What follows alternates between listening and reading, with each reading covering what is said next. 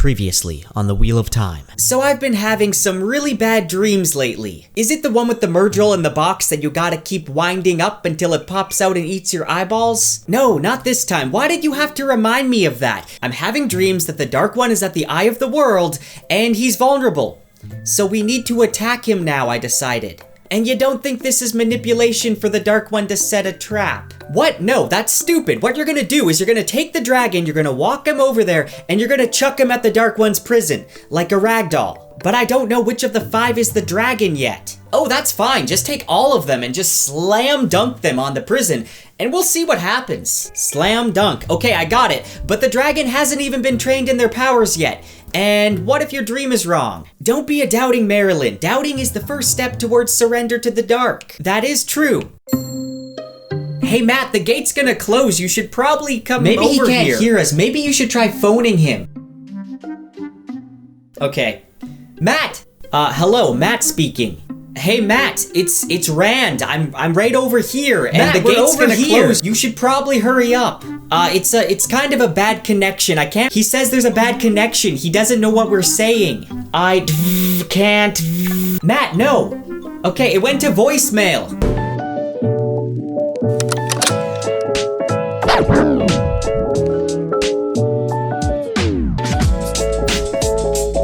Episode 7 of Amazon's Wheel of Time was by far the best episode yet, in my opinion. How was it only an hour long? I felt like it went by so fast, but it didn't feel rushed like a few of the previous episodes this season. Something I'm learning to enjoy more and more is that I know what's going to happen, but I also don't know what's going to happen. The fact that a fan of the books can still be surprised is something I appreciate. Yes, I have some nitpicks, I have some criticisms. I feel like the show has been pretty bumpy so far. There's a lot of unnecessary changes that were made, a lot of great scenes and characters that were left out, but overall, I'm enjoying this show for what it is. It seems like this show is getting a very mixed response. Most of the negativity is coming from diehard book fans that are upset about all the changes. The thing is, they're not going to be able to adapt a 14-book series without them cutting and changing a lot from the books. In this episode, we get a lot of great relationship moments, aside from the teen drama. That wasn't great. Rand and Egwene and Lan and Nynaeve get some very intimate and character-driven moments. Pat and Fane again appears in the background. He's undoubtedly up to something sinister. And the mystery of who the dragon is finally has come to an end. And I think this will make way for more character development between Rand and all the others now that the mystery is no longer holding them back. It's not a perfect episode, but it gives me hope that they're going to continue to improve with the second season. Now let's go scene by scene and discuss episode 7, The Dark Along the Ways. Episode 7 begins with my favorite cold open so far. This is the Battle of the Shining Walls, the final battle that ended the Aiel War. Under the shadow of a massive volcano, we see a very pregnant Aiel Maiden of the Spear single-handedly take out a bunch of armored soldiers. Wielding twin spears as if they were an extension of her body, she parries, impales, and bashes like a D&D character that keeps on rolling 20. I thought the choreography was incredible. I've seen some people complaining about the different camera angles and whatnot online. Maybe I'm just uncultured, but I liked it. I love that slow-mo shot of her grabbing the alien's cloak and twisting midway through the air to land a finishing blow. The Aiel are almost unhumanly deadly, and here we see that in full force. Now that was just one Aiel fighting. Now imagine the destruction of an army of thousands, or 1,000, or just 100. The destruction they'd make. Now yes, it is a little over the top having this acrobatic pregnant woman fighting off wave after wave of enemies, when really her just fighting 3 or 4 would have gotten the point across. But again, she is an Aiel, and they're incredibly deadly. Also, the Wheel really wanted her to have this baby. Fun fact, the actress playing this Aiel is Magdalena Satova, who's pretty much mostly known for doing stunt work. Most recently, she was the stunt double for Rebecca Ferguson in Dune. And I gotta give her props for some impressive acting skills here. She showed a lot of emotion in all her facial expressions. Anyway, at one point she's stabbed in the side, and it still made me wince, even though I knew the baby survives. We see the heron-marked blade, and it's later revealed that it was Rand's father that saved the baby, which really makes me wonder how he explained this to his fellow soldiers back at camp. Hey, where'd you get that? Get what? What do you mean what? Where'd you get the baby? Oh, this. I've always had this. You've always had a baby. Yes. You're telling me that you brought a baby to war with you. You are correct. Oh, you know, maybe you did always have that baby. It checks out. You're okay.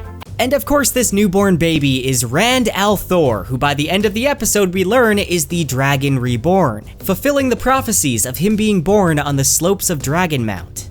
After the intro, it picks up at the end of the last episode. Matt's decision to stay behind has far-reaching consequences. Nynaeve promises the others that after this is over, they'll go back and find him. While Moiraine is concerned, she knows that there's this darkness in him, and if there's a chance that he is the Dragon Reborn, and the Dark One manages to get to him first, then she knows what choice he's going to make. Thankfully, by the end of the episode, we know that he's not the dragon. I was actually impressed with how they made Matt's absence feel so natural. It didn't seem like all the others' reactions were just added in. They most likely had to refilm a lot. If you're unaware, Barney Harris, who plays Matt, left the show unexpectedly and the writers just had to go with it. And if you even look in the early concept art that can be found in the bonus content, you'll see that Matt is still included with the others. I thought maybe we'd get a throwaway scene and that's kind of it, but no, his absence can be felt throughout the entire episode, and it even leads to some tense conversations between the Emond's fielders.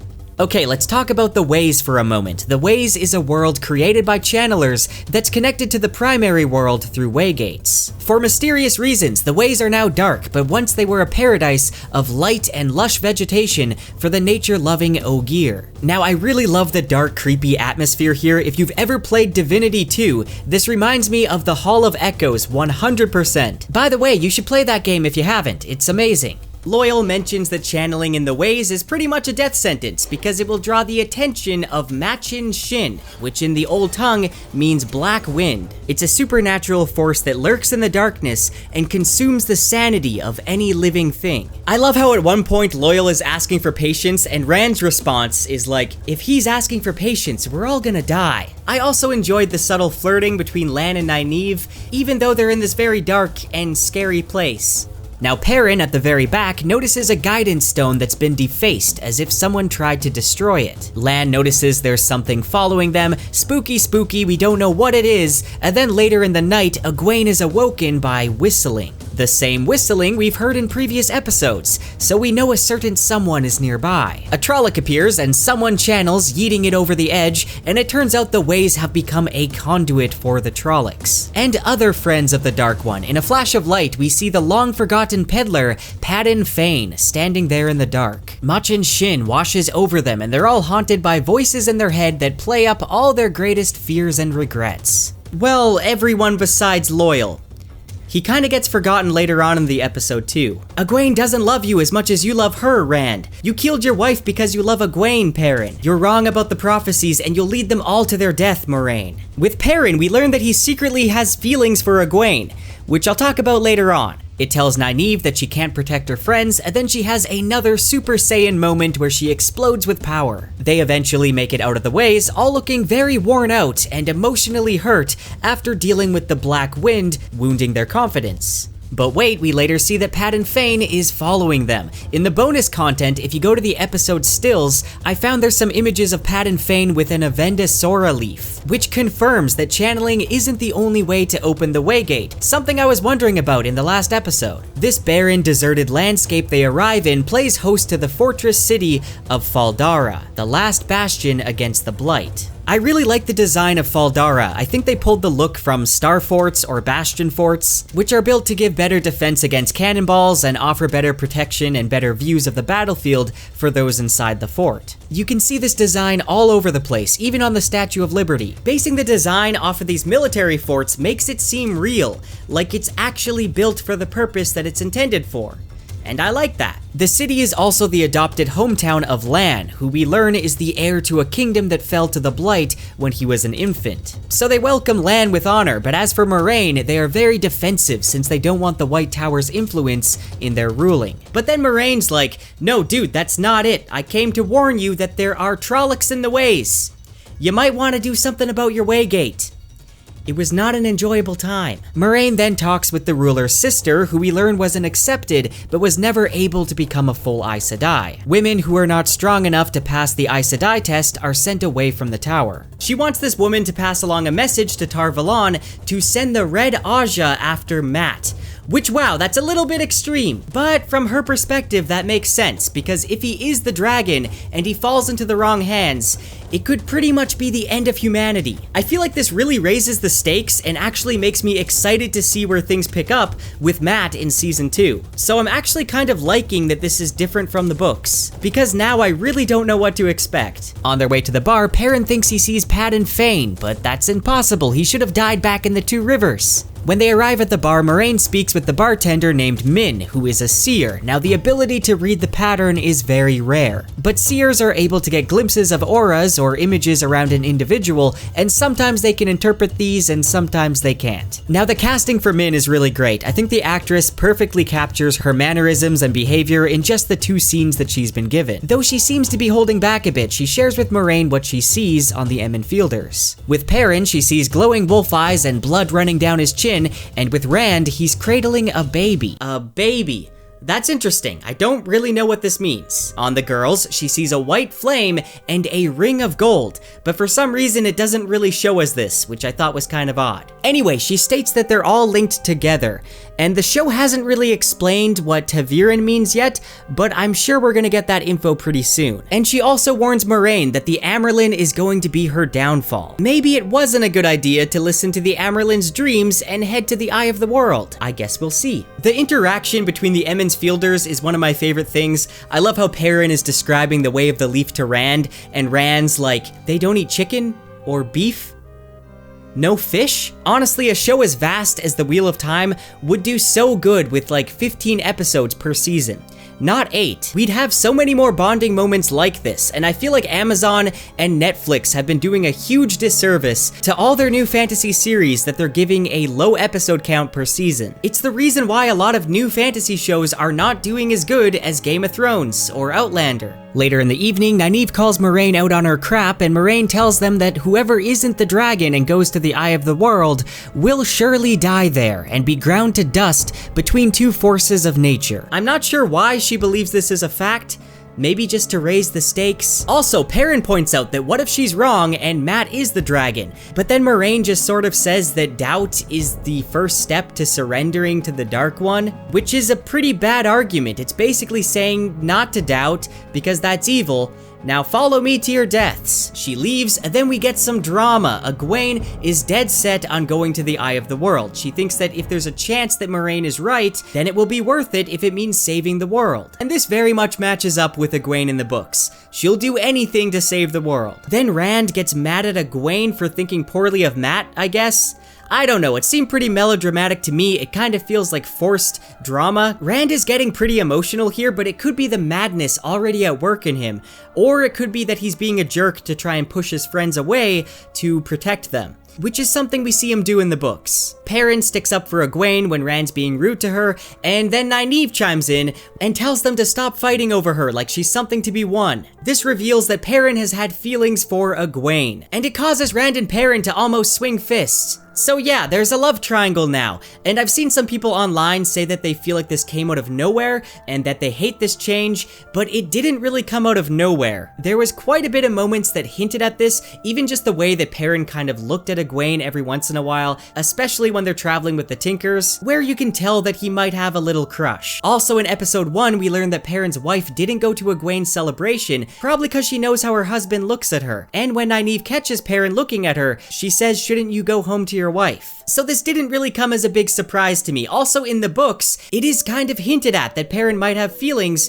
for Egwene, but it doesn't really follow that idea further. In all honesty, I kind of think it makes sense that Perrin might have feelings for her. I mean, they are from a very small village. I'm actually not really that critical on this love triangle. I think it's believable, but I just don't think this teen drama was the best way to go about it, and I hope they don't push it too far. I thought a lot of the arguing in this scene was kind of childish, which is actually kind of book accurate. There's a lot of childish arguing in the books. But the thing is, the show chose to age up the characters and put them in these serious relationships already, but then they're also including the petty teen drama as well. OMG, he loves her too? Oh no! It just feels kind of counterproductive. Instead, Nynaeve and Egwene could have argued more about their disagreements with Moraine and the Aes Sedai.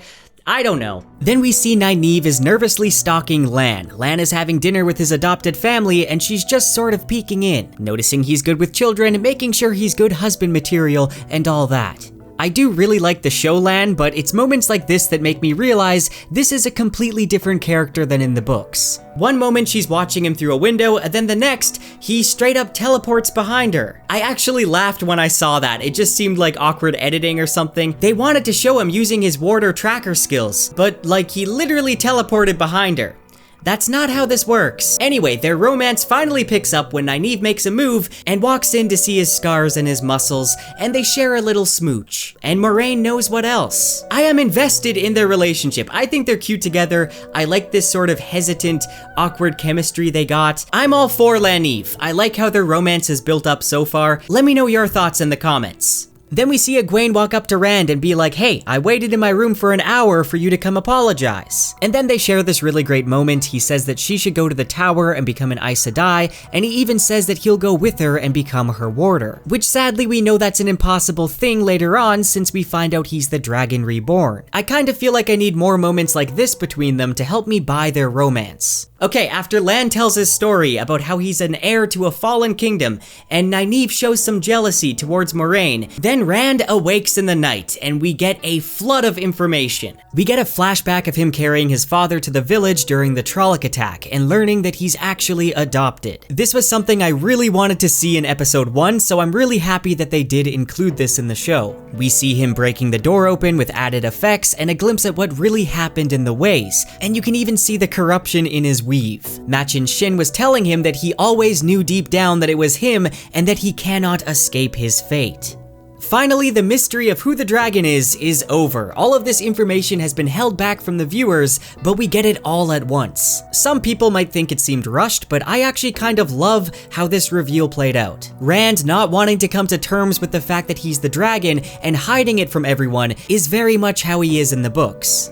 I do think it was a good idea to play up this mystery in season 1 because it had so many people discussing online who they think the dragon is. And that interaction makes it really fun. But now the writers can concentrate on more important things. Rand has been very underdeveloped this entire season, which actually led to a lot of people to speculate that he is the dragon since they sort of made him the most unsuspecting one. There's so much that wasn't possible because of this mystery, so I'm glad we got it out of the way. We can finally have some good development for the characters, which is desperately needed at this point. Rand heads out to find Min, who confirms with him that she saw a man in armor carrying the heron-marked blade when she looked at him. She also mentions a few other images that are actually spoilers for things yet to come, and I love that these little details are included. And then Rand goes to Moraine late at night and announces that he is the dragon, and they end up leaving to the Blight without telling anybody else. I actually really love this change at the end of the episode when Moraine and Rand go to the Eye of the World alone, because in the books, everybody else pretty much just stands there and they don't really do anything helpful. So I think this change makes sense.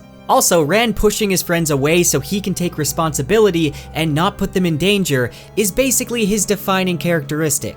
Moraine blocking the bond also kinda makes sense to me. She was just having a discussion with Lan about how she feels like she took everything from him, so she doesn't want him or anyone else to die. She's willing to go with the dragon and not put anyone else in danger. I think the Blight itself looks very creepy from what we've seen so far, but it also kinda looks like the same gnarled roots have been copy and pasted all over the place, but I'm sure we'll see a lot more in episode 8. Overall, I really enjoyed episode 7. Like I said, it was my favorite episode so far, aside from some of the melodrama and the fact that Loial was kinda just missing. I am excited to see what they're gonna do with the next episode because the ending to the Eye of the World is kinda universally known to not really be the best, so I think they got a lot of room to kind of change things up with episode 8, and hopefully make a more satisfying ending than the book version. Anyway, let me know your thoughts on this episode in the comments. If you agree with some of my thoughts or if you disagree, let me know in the comments. Also, make sure to like the video and subscribe if you want to save me from the dark friends.